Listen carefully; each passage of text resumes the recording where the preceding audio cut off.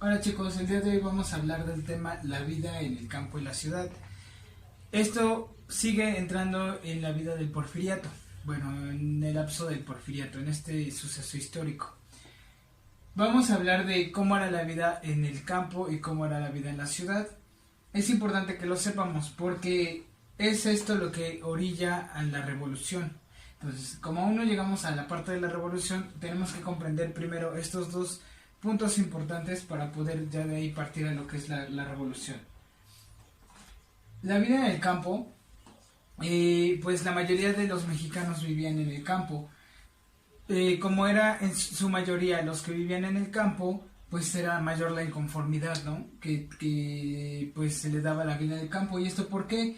Porque las principales actividades que se llevaban a cabo para el sustento de las personas que vivían en la ciudad, pues se daban en el campo.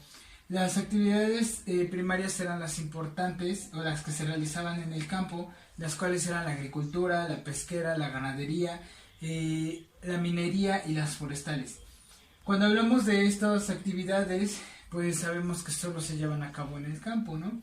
La agricultura y la ganadería pues eran lo más importante dentro del campo. La agricultura pues es el sembrar y recolectar la semilla, la ganadería, y la ganadería es los animales, ¿no? Los animales que ellos pues tenían y reproducían para el consumo del ser humano. Entonces ya sabemos que la agricultura era la actividad que ellos llevaban a cabo para siembra y cosecha de semillas, mientras que la ganadería era crear animales para su consumo. Las forestales, pues ya hablamos de los árboles, que era al talar árboles, pues en el campo también se podía por el hecho de la extensión de hectáreas. Y las mineras, pues era buscar los minerales dentro de la tierra. En la hacienda, pues se llevaba a cabo la agricultura y la ganadería, en donde existía un patrón y un peón. El peón era el que trabajaba para el patrón. El patrón era el dueño de la hacienda, el que decía lo que se tenía que hacer. Había un capataz que era como la mano derecha del patrón para que se llevara a cabo bien el trabajo dentro de su hacienda. Pues en este caso los hacendados daban órdenes a sus peones de cómo tenían que trabajar la agricultura y la ganadería. Lo único malo y lo peor de esta situación es que sus jornadas de estos trabajadores llamados peones era extremadamente larga. Trabajaban de 12 a 13 horas al día. Esto quiere decir que la mayor parte del día era trabajar, llegar, bañarse, dormir y al otro día levantarse súper temprano para irse a trabajar. Y aún así el salario era muy bajo, el trabajo era a mano. ¿Qué quiere decir? En la actualidad hay máquinas que te ayudan a realizar el trabajo de agricultura, como son los tractores, como son unas máquinas grandes que te ayudan a arar la tierra, hay empacadoras, hay combinadas, que son las que te ayudan a recolectar el maíz ya sin necesidad de que tú vayas cosechando tu maíz de uno por uno. La combinada entra toda y cosecha en gran parte toda la tierra, ¿no? Y va recolectando toda la semilla por sí sola. La empacadora pues ya saca las pacas de zacate para el consumo de los animales. Harán la tierra ya unas máquinas también, para sembrar también hacen lo mismo. Entonces ya no se necesita ir sembrando por un maicito y recogiendo uno por una mazorca, sino que ya todo lo hacen la mayoría del trabajo lo hacen las máquinas. En ese entonces no, en ese entonces iban trabajando a mano, araban con la ayuda de los caballos la tierra, que es arar, aflojar la tierra, luego iban sembrando uno por uno, luego iban arrancando la hierba una por una para que el maíz no se viera afectado por la hierba. Al llegar las cosechas lo mismo, iban de milpa por milpa sacando una mazorca, la mazorca es el elote seco, pues lo iban sacando uno por uno, y luego al llegar ahora hay máquinas que se llaman trilladoras. Tú echas tu costal de mazorcas y ya sale el maíz. Antes no, antes tenías que desgranar mazorca por mazorca para ir sacando toneladas de maíz. Entonces, pues era exceso el trabajo, era muy cansado para los peones. Tan solo en el lado de la agricultura, si hablamos de la ganadería también, era todo ese trabajo aparte, cuidar animales, el matar animales, hacerlos crecer, el reproducirlos, tener un buen bovino, un buen ganado, era muy cansado al igual porque era a mano. y todo este trabajo lo hacían sin medidas de seguridad, lo cual era peor. Pero aún así, los patrones tenían tiendas propias dentro de la hacienda, donde ellos mismos tenían su tienda que le vendían a sus peones, que aparte que ya ganaban poco, pues todavía les vendían cosas.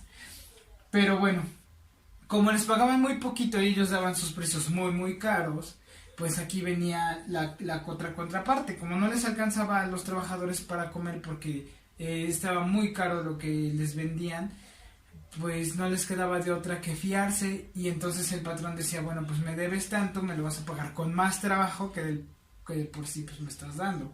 Entonces trabajaban muchísimo y pues les iba muy mal porque siempre debían a la tienda, comían muy mal, tenían una muy baja calidad de vida, y bueno, aparte trabajaban mucho, no tenían medidas de seguridad, y pues el trato era indigno, no era muy malo el trato que le daban los trabajadores a los peones, y lo peor es que pues no había una justicia que los defendiera como tal, ¿no? Pues tenían que aguantar porque pues era su vida que les tocaba. Para esto también los campesinos llegaron a tener tierras, pero bueno, como ellos tenían más oportunidades, pues los dejaban sin tierras. El propio gobierno les quitaba sus tierras para las personas que tenían más dinero. Ahora bien, mientras esto sucedía en el campo, en la ciudad era totalmente distinto, porque Porfirio Díaz se enfocó en la ciudad, se olvidó de la gente de los pueblos. Pero en cambio en la ciudad, pues se inclinó en el desarrollo de las ciudades, el desarrollo urbano, y tuvieron un desarrollo activo. Había almacenes. ¿Por qué había almacenes? Porque Porfirio Díaz impulsó la industria textil más que nada, aquella que hace ropa. Entonces, al haber ropa propia de aquí del lugar, pues empezó a haber almacenes que eran propios de México, ¿no? Por lo tanto, también había automóviles, ya había más automóviles, empezaban a haber transporte automovilístico aquí, así como el tren, y bueno, empezó a haber alumbrado, actividad eléctrica. ¿Qué quiere decir? Ya había luz, ya había gente que podía ver la tele, escuchar la radio, mientras que en el campo era casi imposible. Hay personas que se tenían que alumbrar en el campo con velas todavía, mientras que aquí en la ciudad ya había alumbrado eléctrico. Entonces, pues ahí viene la contraparte. Como aquí sí había luz, había industrias, había transporte público, había lugares de venta, puntos de venta como los almacenes y otros puntos de venta, pues había mejor calidad de vida, y dentro de la calidad de vida también había más oportunidad de trabajo, más fuente de trabajo. Era más fácil que cuando tú tenías trabajo pudieses obtener una mejor calidad de vida. ¿Qué es la calidad de vida? Aquella que te daba derecho a estudiar, bueno, el derecho a la educación, oportunidad a la educación, oportunidad a una buena salud, oportunidad a vestirte bien. Todas esas buenas oportunidades entran en la calidad de vida. Entonces, aquí en la ciudad sí la tenían la mayoría de las personas. Y pues porque había trabajo de obreros, de oficinistas, médicos, abogados, había más para profesores, entre otros, ¿no? Entonces, como la gente del campo se enteraba cómo vivían acá, pues eso los orillaba a migrar. ¿Qué quiere decir? Salían de su lugar, de donde ellos vivían, y se venían para la ciudad. Pero como era imposible para todos, esto empieza a crear un desorden social, lo cual nos va a llevar al siguiente tema, que ya se los voy a explicar más tarde. Entonces, espero que no tengan dudas, chicos, y hasta aquí todo vaya bien. Hola, chicos, pues después de haber visto el tema, el campo y la ciudad, les voy a decir, a orientar las respuestas de la página 271 y 272. Bueno, en la página 271 solo es de observación. Tenían que observar el mapa 1 y el mapa 2 para su división política antes y después de la Constitución de 1824, cómo era la división política según la Constitución de 1824 y cómo era la división política según la Constitución de 1857, que es la actual. Entonces vamos a observar esos dos mapas y sus diferencias. En la página 272 ya viene la parte en la que tenemos que contestar. La primera pregunta te dice, ¿qué diferencias identificas? Bueno, pues yo espero que hayan puesto que en el primero, una de las diferencias que les dije desde un principio es que un mapa es tiene más territorio, su territorio es más extenso. ¿Por qué? Porque tenía a la alta de California, y tenía Nuevo México y tenía Texas y Coahuila. Y después pues se perdió el territorio de Texas también, que se fue al país estadounidense. Y bueno, esa es una de las diferencias, que el territorio era más grande.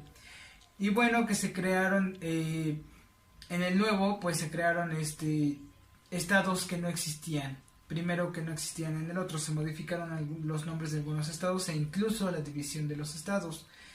La segunda pregunta dice, ¿en qué mapas aparece tu entidad? Bueno, pues ahí ya hablamos de Nayarit en el mapa de la Constitución de 1917. Y la pregunta número 7 dice, ¿hubo algún cambio en el norte de tu entidad? ¿Cuál? Bueno, pues aquí podemos observar en el mapa que fue Jalisco. Antes se llamaba Jalisco con X y ahora es Jalisco con J. Entonces espero hayan podido observar esa pequeña diferencia que se encuentra aquí en el mapa. Y bueno, la tabla es con respuestas libres.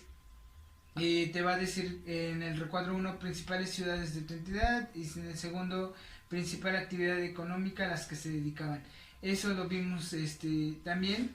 Y bueno, en la página 273, que es la de este tema, nos trae dos imágenes. En las dos imágenes te pregunta que debes observar y debes palomear el recuadro que te describe la imagen.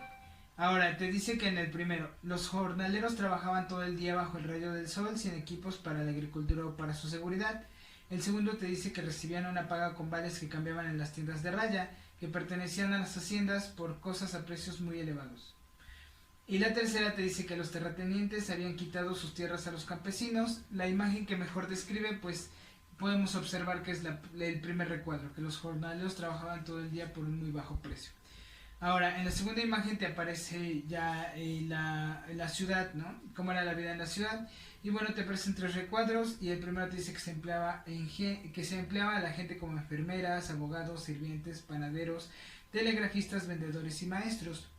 El segundo recuadro te dice las avenidas tenían tranvías, automóviles, red eléctrica, alumbrado, también concentraban grandes almacenes. Y el tercer recuadro te dice en las colonias vivía la clase